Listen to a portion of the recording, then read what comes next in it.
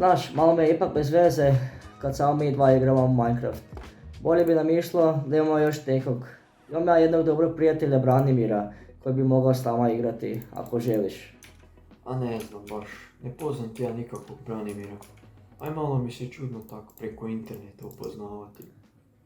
A zašto ti je to tako čudno? Pa to ti tako ide danas. Neke svoje najbolje prijatelje sam upoznao baš preko interneta. Evo budem ga sad pozvao pa možemo svi skupa igrati. A možda i bolje ne čini mi se kod dobra ideja. A dobro, nema veze, inak se mora učiti za sutra matematiku. Baš se lijepo uči kad mi je tako brzo odgovorio. Da, baš.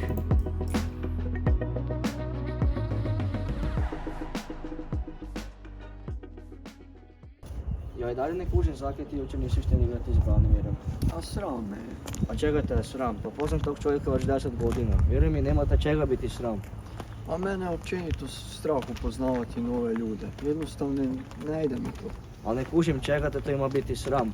Pa moraš i ugasiti kameru, ne mora ti se vidjeti lice. Samo ti se oglašću i to je to. Vjeruj mi, nema te čega biti sram.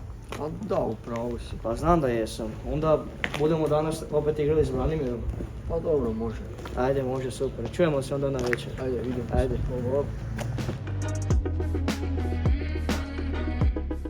O, Branko, pa kako je prošla matematika danas?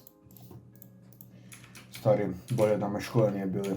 Tako je bilo loše da mi se više niti igrati sad ne da.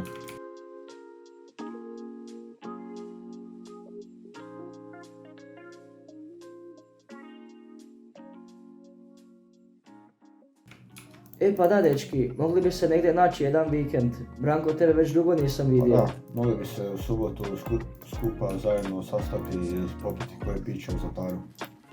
Dečki, to vam uopće nije loša ideja. Da, tak se meni čini.